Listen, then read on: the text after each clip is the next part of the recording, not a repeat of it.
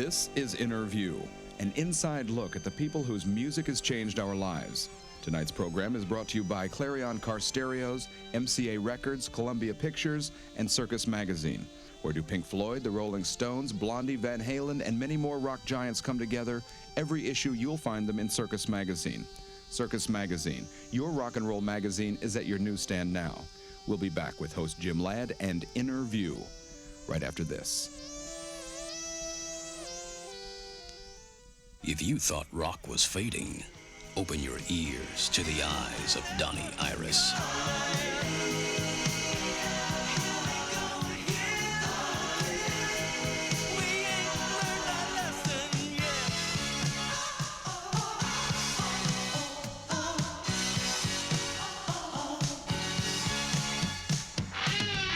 Donnie Iris is back on the streets with a sound that needs no adjusting. Donnie Iris is back on the streets. Now the image is clear. He put a gun up to my head. Stay away from her or you'll be dead. Donnie Iris brings rock and roll back into focus with Back on the Streets, new from Carousel MCA Records and Tapes.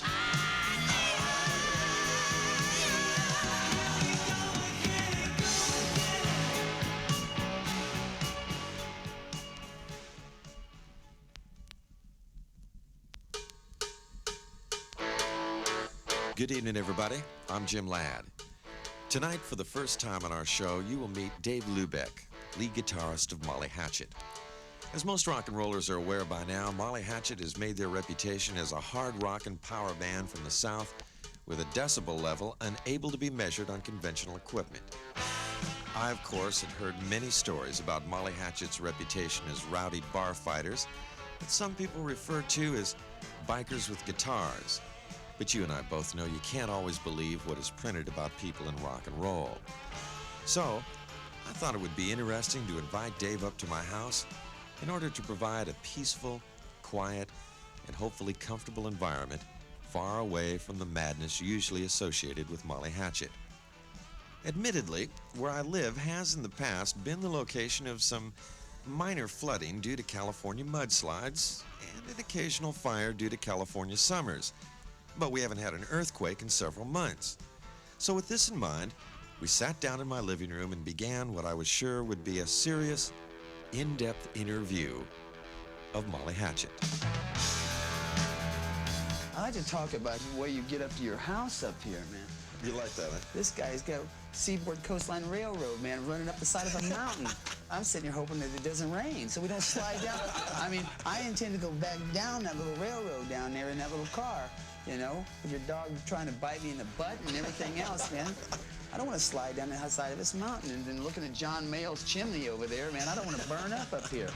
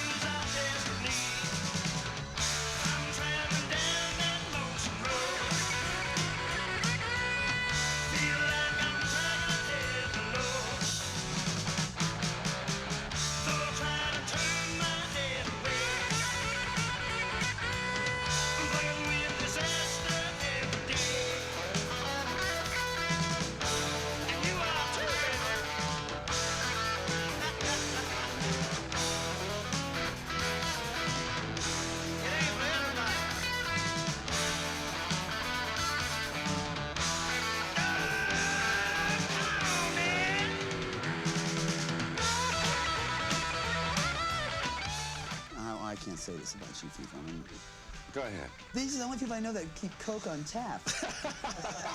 It must be some kind of new preservative or something, you know. Like, with a nose in a bottle with this wet Coke in it. Can we take this out and dry it out?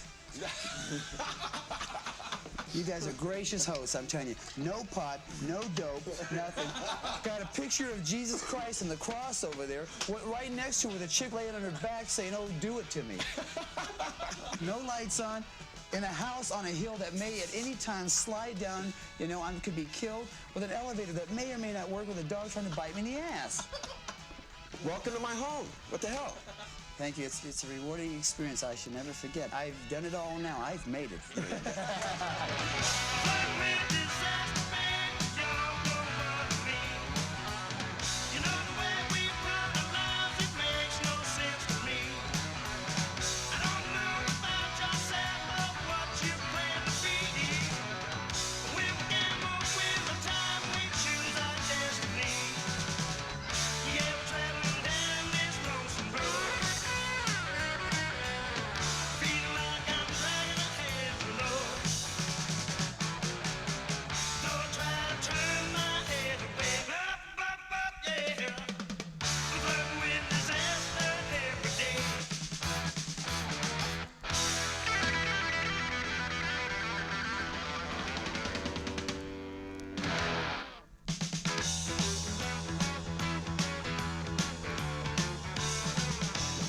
As in the case with any successful band, Molly Hatchet paid their share of club and bar circuit dues before ever getting close to a record contract. And in the early days, there were no airplanes, there were no air-conditioned tour buses or fleets of semis hauling an army of roadies. In the beginning, there was only the band and a flatbed truck. We used to tour around the back of a 24-foot, looked like a migrant farm worker's truck. It looked like we all needed green cards, you know. But we get stopped all the time in our hometown of Jacksonville when we were leaving the Duval County. Sometimes we'd leave 2 or 3 in the morning, and we'd have 5 squad cars. Jacksonville JP would surround us. Imagine what it looks like, 6 guys in the back of a 24-foot truck with their feet hanging, well, you see that their soles of their shoes or just the bottoms of their feet pointing straight up, with bandanas around their face because of the exhaust was so bad it would come up from the back of the truck, so we wouldn't be asphyxiated. But, and this is true, with a hammock from the width of the truck strung across with somebody's buns swinging back and forth, you know, while the truck was moving. And it looked like a Three Stooges movie. And what we used to do was we'd get stopped, and the police would come up there and they'd flashlight and say, "Oh, it's Hatchet. Where you guys going now?" "Oh, we're going to Fayetteville, North Carolina." "Well, see you when you get back.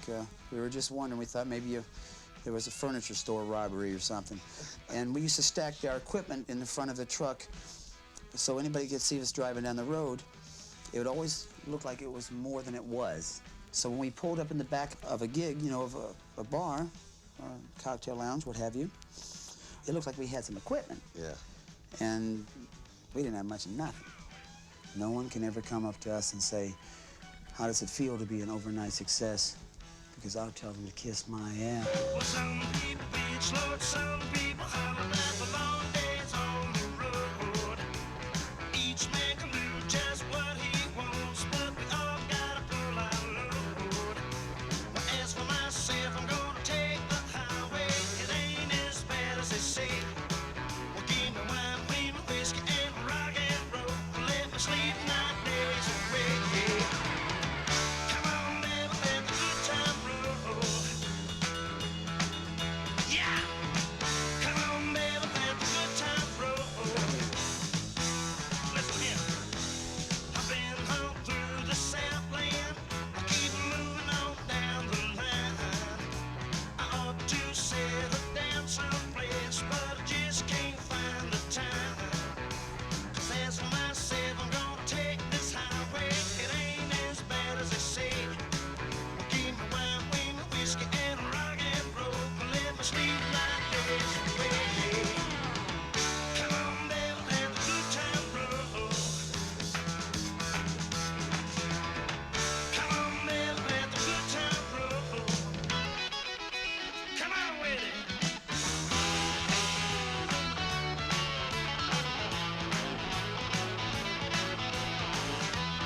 August 1978, Molly Hatchet's first album was released. We were touring our album 2 months before it was finished. We were already in touring with REO Speedwagon, UFO, and Molly Hatchet when no one knew what Molly Hatchet was. We were still playing bars, but we were touring. Our first date in Boston at the Orpheum with REO, UFO, and I had their records in my album collection at home, and my album was not even out yet. And here they are, Epic recording on us, Molly Hatchet. And they said, Molly who? You know, we don't have any T-shirts. We don't even have an album on the shelf. So they go to the record store, and the record store say, Molly who? You know, they thought Molly Hatchet was maybe old big boob country western singer that maybe had a chiffon dress, a banjo, man, a big butt, and she was playing something, you know, like Home Sweet Home or something. They didn't know what the Molly Hatchet was, but we made sure that they found out who we were. New York City used to be big and tough. Well, here we come, baby, we're strutting our stuff. Well, we look kind of frisky, we're pretty damn bad. That's right. Because Southern cooking's all we ever had. Oh, cooking up some dreams, baby.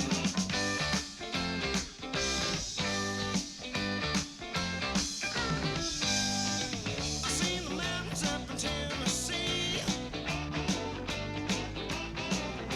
A sweet little hill woman satisfied me. I know that it's tough and it's an uphill battle, but I'm running them hard, baby, sitting in the saddle. Yeah.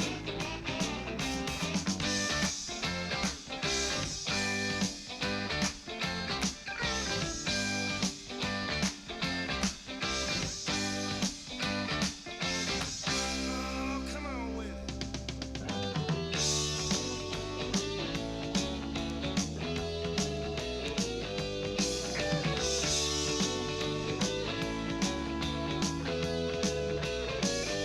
look out.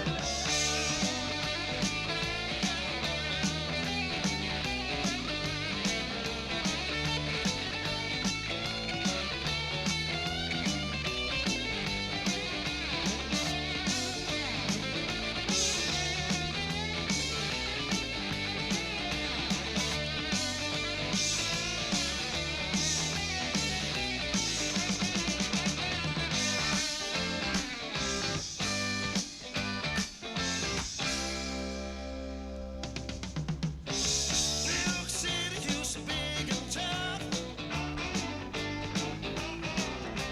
My pistols are loaded, baby, I feel rough. Well, have you heard about your punks and your high-heel steppers? We're bad Southern boys, and don't you forget us. Yeah.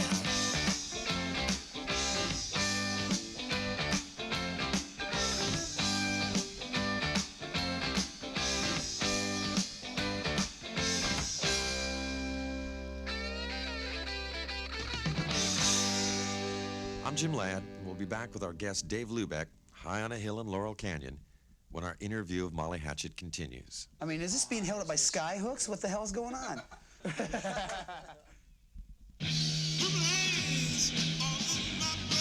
Ralph Bakshi, creator of Fritz the Cat and Lord of the Rings, now takes modern animation a quantum leap forward with a motion picture of remarkable power. Excuse me while I kiss this guy. American Pop, the story of one family in love with the greatest music of all time.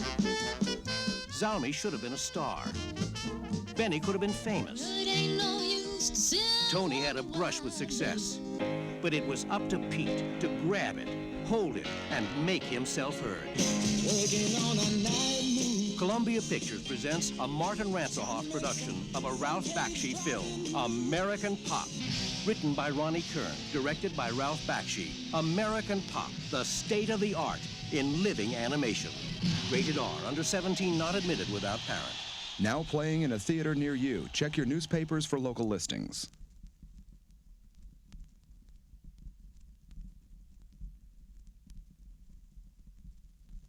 Welcome back, everybody. If you just joined us, I'm Jim Ladd, and you're listening to an interview of Molly Hatchet with our guest tonight, lead guitarist Dave Hlubek.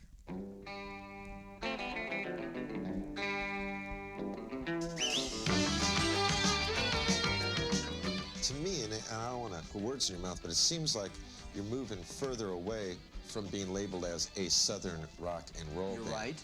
Because at first, this is another band from the South. Exactly. But now it's more, this is a Molly Hatchet rock and roll band. But I mean, you guys, when you did like Gator Country, Oh, definitely Southern, yes. Yeah, that was a pretty... Our Southern influences, a lot of the comparisons came from the first album. There was no doubt about it, the Southern heritage was there. See, Ronnie Van Zant was our dear friend and a very, very fine Southern gentleman. And I say that very proudly. I was proud to know him. I was proud he was my friend. And I don't mean to be, melancholy or humble here, but I'll humble up to a man like that. He was, maybe unknown to some people, he was Molly Hatchet's very first producer. Because his life was cut short by the plane crash. And if they had finished the tour, they would have been the Led Zeppelin of America, because they were going to headline Madison Square Garden for the first time, although they'd been there many times before as special guests. They were white hot on stage, fine Southern people. Like I said, I don't mind being compared with the best.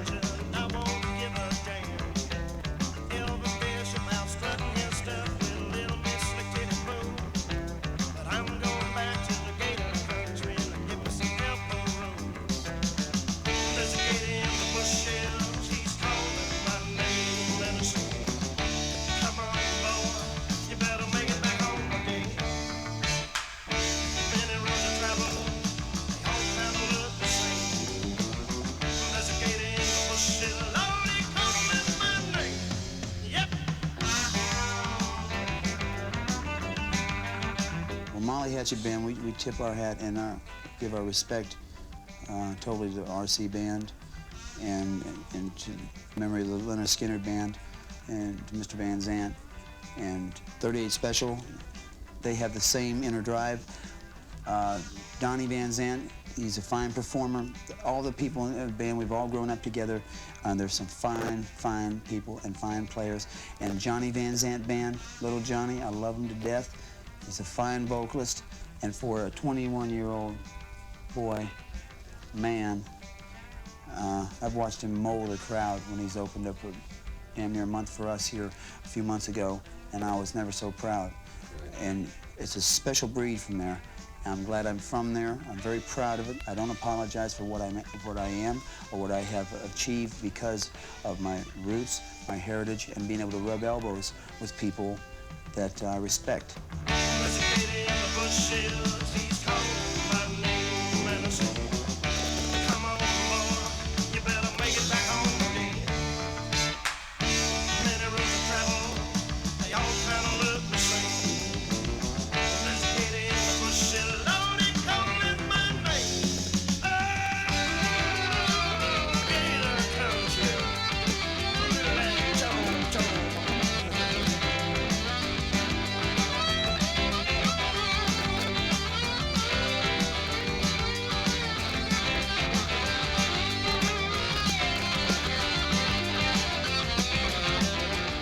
After playing years of bars around the Jacksonville, Florida area, Molly Hatchet's first big break came when they were signed as the opening act for a Bob Seger concert in Detroit.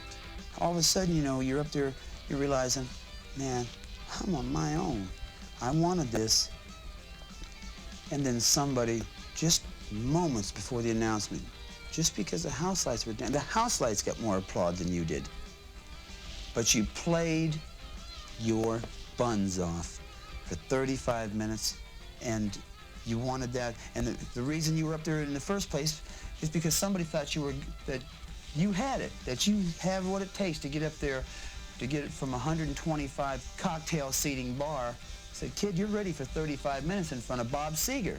I know they're not here to see me, and this is talking as a 35-minute act, which Molly Hatchet was the first year. So I know what I'm talking about here. And when I mentioned Bob Seger, it's because it was Bob Seger and us, with no special guest. We did 35 minutes to find your seat by. In a 20,000-seat hall in the Midwest where Bob Seger's king all over the world, and he's worked 20 years to get that. So you're up there playing music to find your seats by and hoping that somebody will, maybe just a couple of that 1/2 of a third hall out of 20,000 is going to remember. And you find out 4 and 5 times later on when you come back through there, when finally you're the headliner, that somebody did remember. And that's the biggest reward of them all. And it was only 2 years ago when Bob Seger was giving us some words of inspiration. Say, guys, it's not what you think. Don't throw in the towel, just, keep plugging.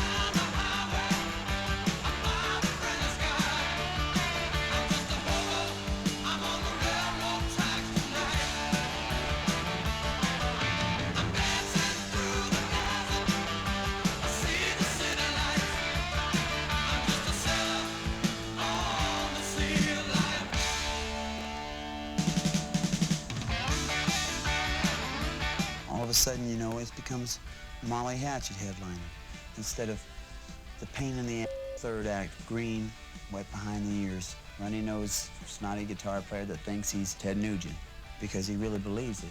He believes it enough that he has to psych himself up and tell himself that to get up there and play in front of that 1/2 of a hall. And you hope that nobody boos you or somebody throws something. A couple years later, you're in that same hall and you're headlining tonight. It's sold out, all 20,000 seats. And you're saying, well, somebody did remember out of that 1/2 of a hall. And when the Bic lighters and the lights go down and the crowd goes nuts and you start playing all your songs and you walk off the stage, a winner at the end of 2 hours.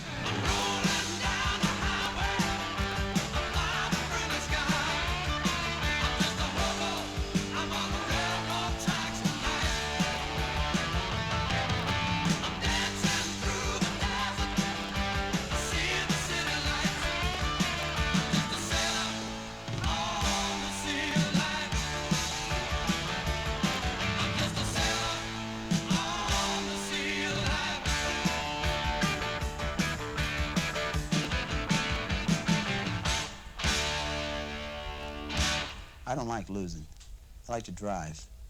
And I'm not ready to give up the driver's seat for nobody until it's supposed to be in the natural flow of things. I don't know how many albums we're going to go on to make or how long, what the longevity factor is going to be for the Molly Hatchet Band, the lifespan. I don't think that we'll be in the legend category. I don't think we'll do 15 years, Stones or Who or whatever.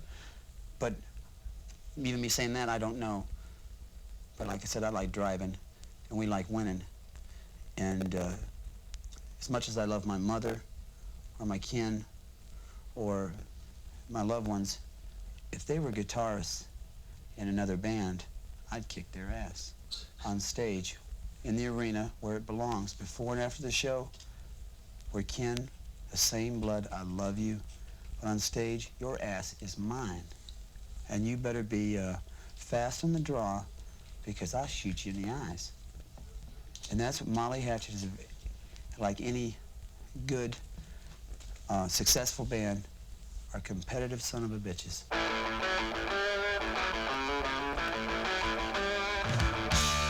Because Molly Hatchet, she's a mean, selfish, cold-hearted, possessive bitch most of the time.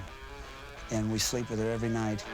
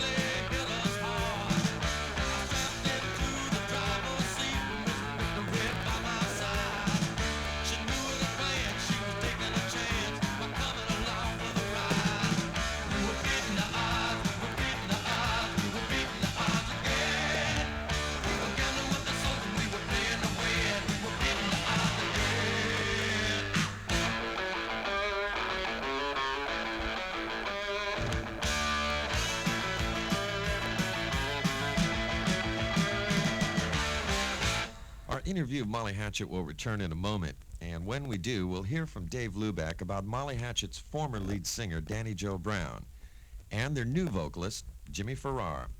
That and more when Interview continues. If you thought rock was fading, open your ears to the eyes of Donnie Iris.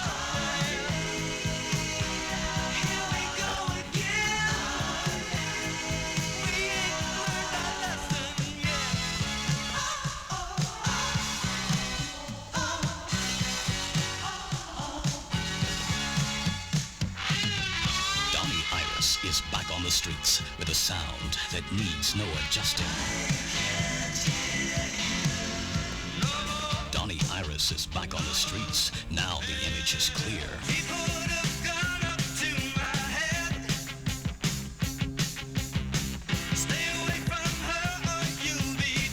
Donnie Iris brings rock and roll back into focus with Back on the Streets, new from Carousel MCA Records and Tapes.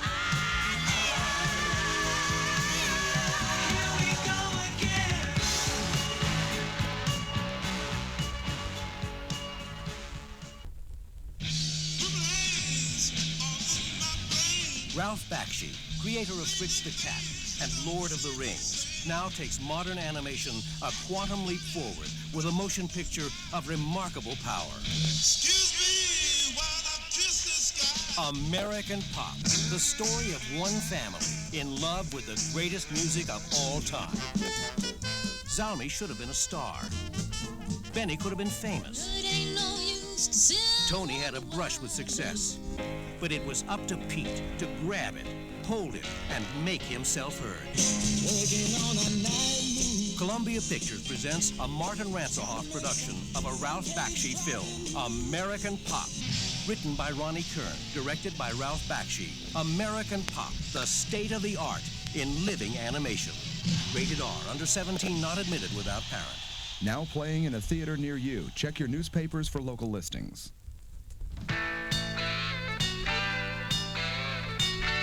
I'm Jim Ladd. We're back once again with our guest Dave Hlubek of Molly Hatchet. On their first two albums, the lead vocal chores were that of Danny Joe Brown. But after being diagnosed as having a rather serious case of diabetes, Danny Joe was forced to quit the road, and of course, that meant leaving Molly Hatchet. Danny Joe Brown, is his diabetes okay? Is he going to be all right? He's got, Danny Joe is alive and well. He's, boy, he looks like a bull. I mean, he looks like he should be on the cover of Atlas magazine. He looks very good. Big, stocky, bronze. Danny looks very good. And we saw him in the Florida run here was it right before Christmas? Hollywood, Florida. And he came down there and we talked, and Danny's got a new band, and he's presently, they're recording for Epic Records. He's coming up with an album, and it's the Danny Joe Brown Band. And I think that people should, definitely be watching out for that, because I think it's going to be a very good album. It's got some good pickers with him, some locals from Jacksonville, and I understand from some people in the Georgia area. But Danny Joe is a hell of a performer, so they've not heard the last of Danny.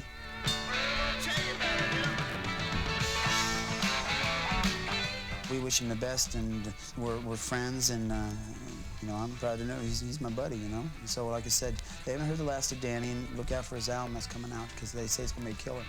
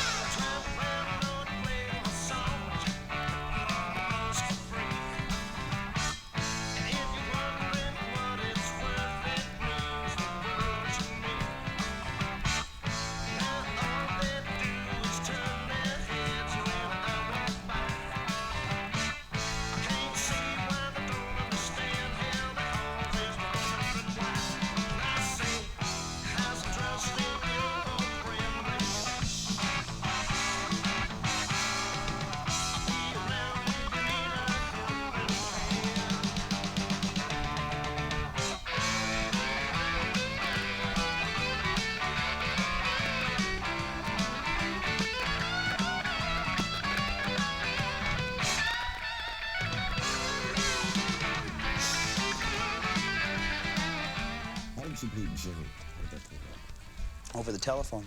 Yeah? I mean, over the telephone, never heard him sing.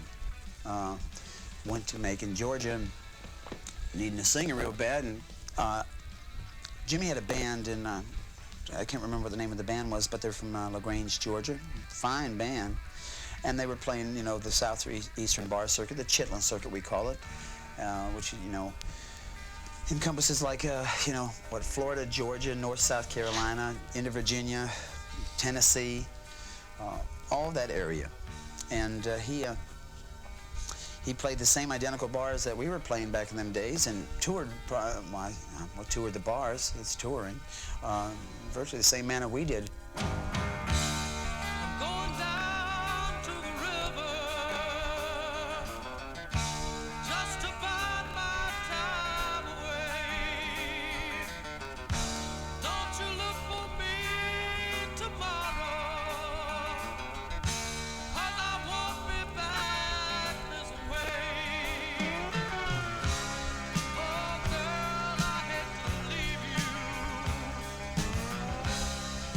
Just can't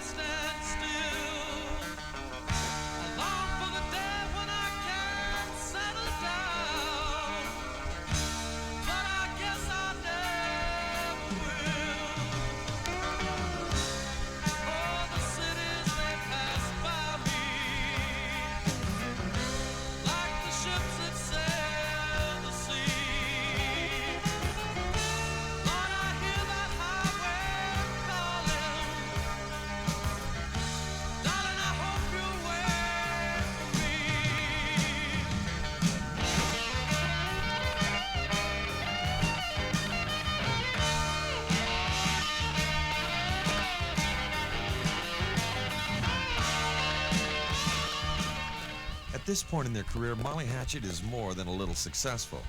And even though they've got platinum on the walls, Dave Hlubek still finds a certain amount of pride in thinking about the early days on the bar circuit.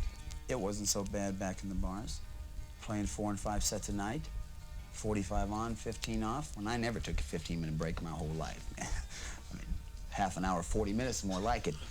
And they never fired us, though. One thing Molly Hatchet's always been very good at doing is selling liquor. We almost got an endorsement with Wild Turkey. I mean, they gave us T-shirts, belt buckles, and the whole shot. So we thought for sure we were going to get an endorsement from Levi and Wild Turkey, and I mean, to me, we were going to be in hog heaven. But we used to drink Jack Daniels and chase it with Wild Turkey. Oh, I'm telling you, that's a gospel. Or we drink things called rosebuds with about 19 different kinds of liquor in it, and we'd sip it through garden hoses. Well, I say garden hoses, those big, thick things, those big around as a garden hose, you could suck somebody's nose through there. Or a small baby, you know, big stuff. So we used to drink heavily. We don't drink heavily now for being considered bikers with guitars.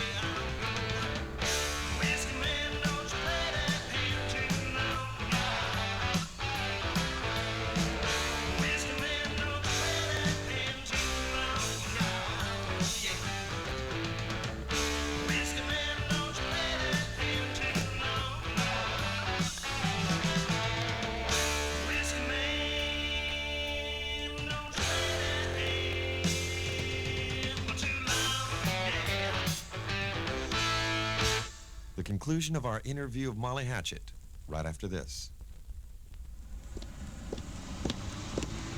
Ready to invest in great sound for your car? Catch Clarion's special offer. Buy any of the 12 AM/FM in-dash stereo cassette combos right now, and you'll get Clarion quality all the way up the line, and lots more. Like a free 3-year warranty on parts and labor. Just return the warranty form to Clarion, and they'll extend it for a total of 3 years, and that's worth $7.50. Also, get a free Alsop 3 cassette deck cleaner to maintain your cassette deck in immaculate condition. Alsop 3 ensures quality sound reproduction while it protects your tapes, and that saves you another $6.95. This is your chance to score with Clarion quality, a free 3-year warranty, and a free Alsop 3 cassette deck cleaner. But hurry, offer is only available at your participating Clarion dealer until May 16th. It's a great deal from Clarion.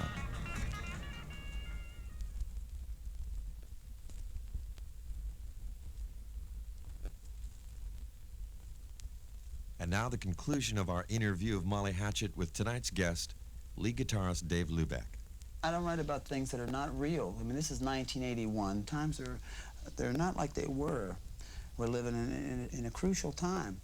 And I write about John Q out there, because John Q's me, and it's them, it's all of us. And if they listen to the words, and there's some very, very devoted Molly Hatchet fans out throughout the world, and it makes me feel very proud.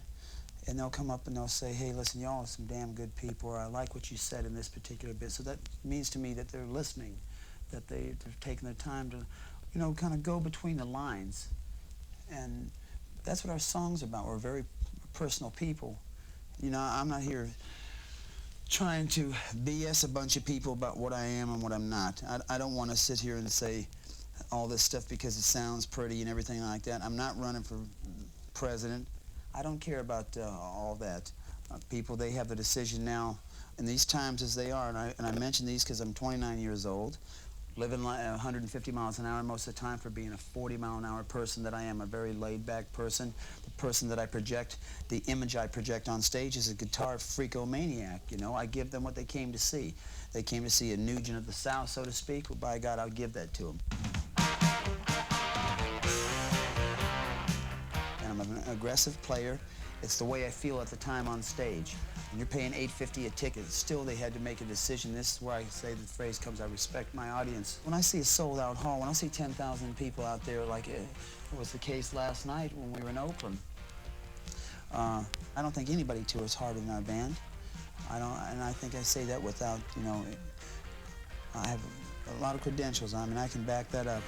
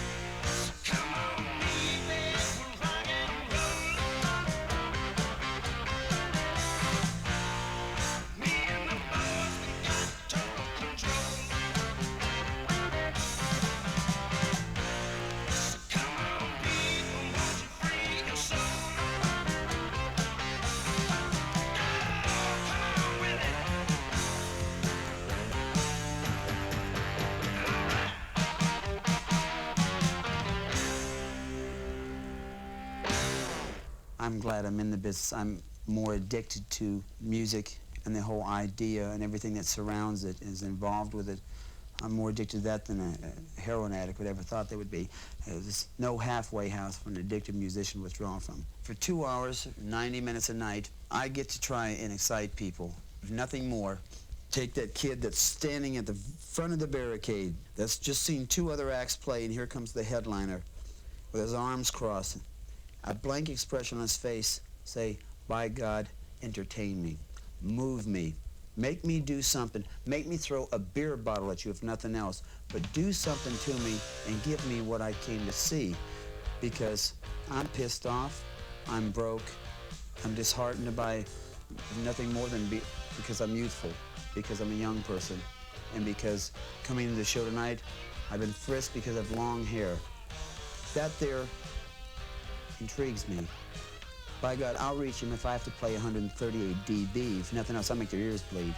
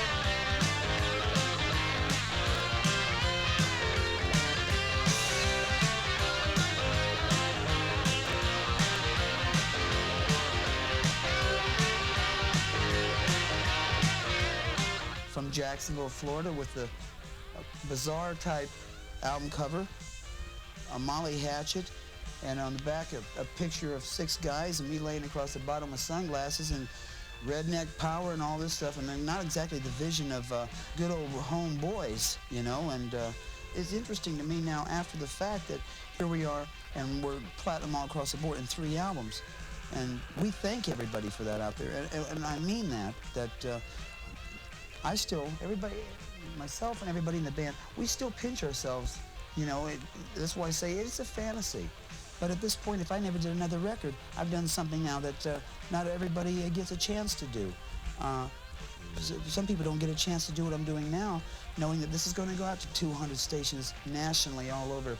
And me speaking freely on things that matter to me, points that you've jotted down that will be of interest to the people out there, you know, listening, because informative things that's why I don't like to get over real sometimes, where like it's, oh man, that guy sounds like he's the pits, man, like he's schizophrenic or something, like he'll go and say this and they'll go and say that. But there's an aura of confusion sometimes, just maybe because of too many miles, too many hotels, and too few hours to yourself just to sit around, and this means a lot to sit around and do this here. I mean, I'm on a living room sofa, and I'm not in a Hilton or a Holiday Inn or the Ping Pong Motel. This is the only way I get to reach and talk to a mass of people. We've been talking freely, openly in the living room of your home here, and not a radio station. It means a lot, and I'm glad I was able to be here. And I hope the people out there have learned a little something about Molly Hatchet, and we thank them for the applause. We thank them for recognizing, you know, what we're trying to do.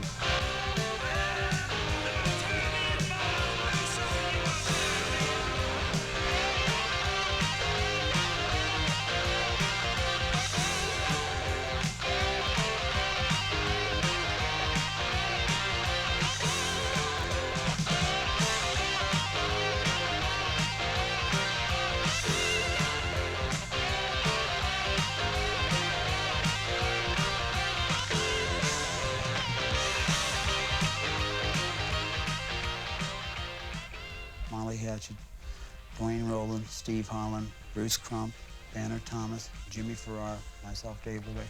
Thank them for taking the time to listen and to, at least, if nothing else, if they don't come back to another show, at least to come out the first time. They've been honest with us, and we're honest with them. We don't bullshit people. and we don't feel that they bullshit us, whether it was a beer bottle or applause or a Bic lighter. We thank them for all of it, because at least for 90 minutes a night, those people are given credit where credit's due for even taking the time to make the decision to buy a ticket instead of feeding themselves or putting gas in that Volkswagen that's running rough when they really should have put the gas in the tank. That's a hell of a decision in 1981, and we'll never let them down.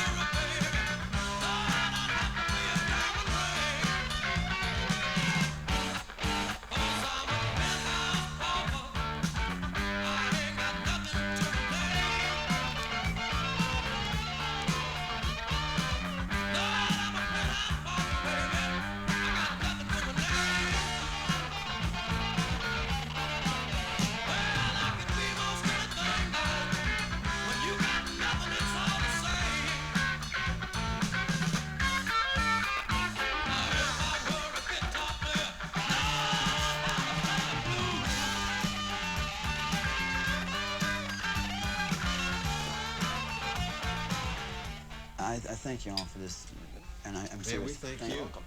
I It mean, was a very, nice time, whether it'd been taping or not. I would have enjoyed this, Ralph. the people out there right now listening are not here now. You know, they don't see that we're sitting here, and could be one of their homes, and we're doing this interview, but this rap session. We're not popping champagne around here, and we're not sitting in here all dolled out in $2,000 worth of flashy rock clothes. This isn't Studio 54.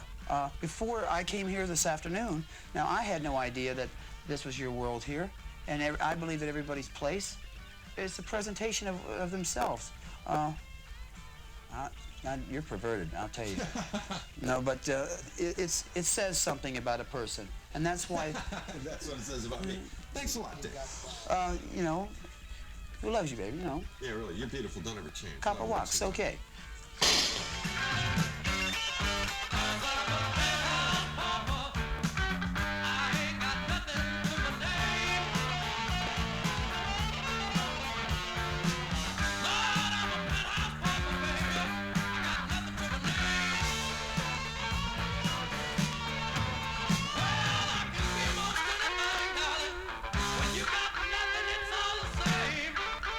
Well, I hope you enjoyed tonight's show, and that you'll join us next week, same time and same frequency, for another interview.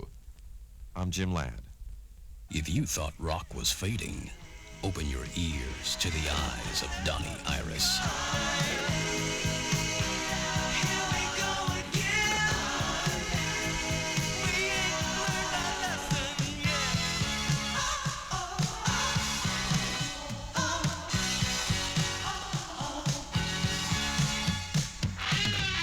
Donnie Iris is back on the streets with a sound that needs no adjusting. Donnie Iris is back on the streets. Now the image is clear. He put a gun up to my head. Stay away from her or you'll be dead. Donnie Iris brings rock and roll back into focus with Back on the Streets, new from Carousel MCA Records and Tapes.